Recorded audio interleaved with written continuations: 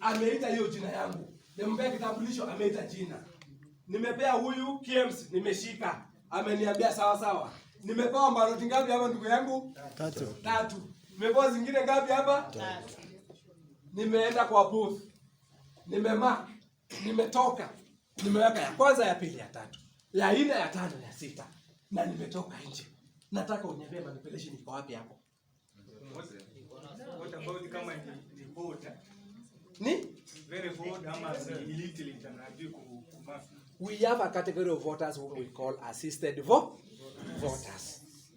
Assisted voters ni mara mbili.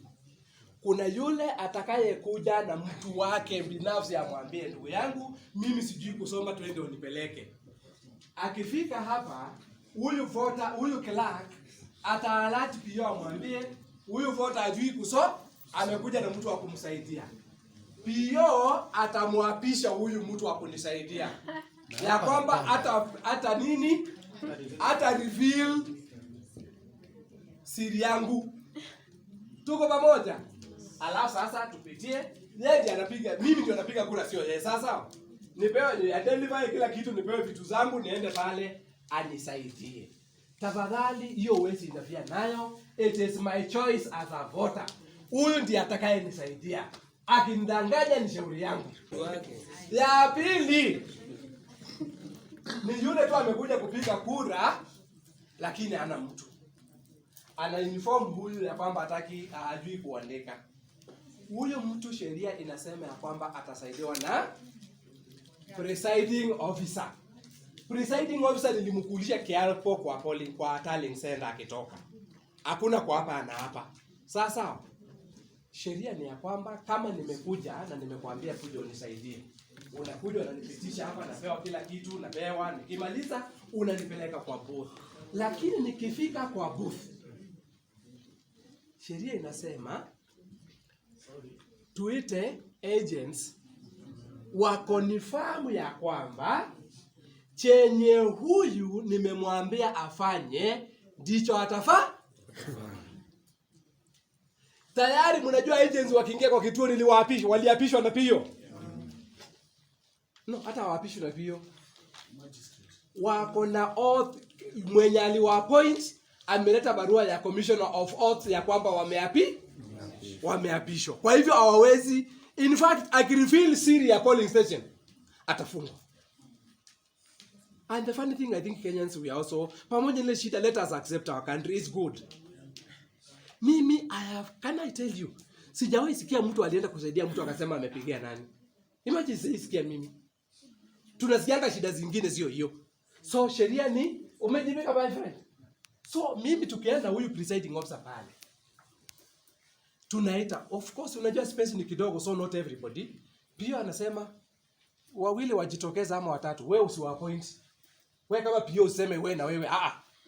Hao agents wasikizana, nani wanaenda kuangalia huyo? Wewe na wewe endeni muangalie na wewe. Watu watatu ama 4. Wakuje wa witness ya kwamba mahali mimi nimekuambia ndipo nimefanyia nini? My friend, manipulation iko ama hakuna? Sheria ni ya kwamba kila voter assistant ana assist one voter. And that is why anakuwa marked pia yeye. Voter akikuwa marked hapa na yeye amesaidia amemarkiwa pande nyingine. Tumeelewana? Ili asiende kuja tena. In fact ukikuja mara ya pili na pia akuone.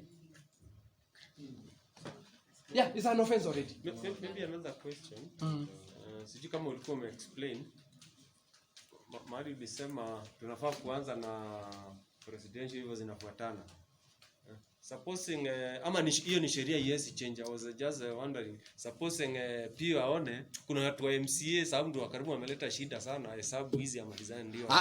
Lazima ni sheria. Lazima tufuatishe 1 2 3 4 5 6. So hizo sanduku tumesipanga. Are we together? So I want you to let us assume voter ameingia, amekuwa attended wapi? Nimeenda hapo, nimepewa 3, nimepewa 3 hapo, nimepewa 3 hapa. Where's the booth? Yes. I think it is, although ni labda tu ningewekwa tu hapa hivi ni vile kuna kimeza, si ndio? But look, wakati na mark your ballot, am I at any risk? No. Where is the agent? Observer wako wapi? Media wako wapi? Voter ni protected hapa. Are you saying that protection of the voter?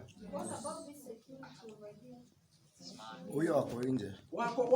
Actually, huyo security ako tu mbali kabisa.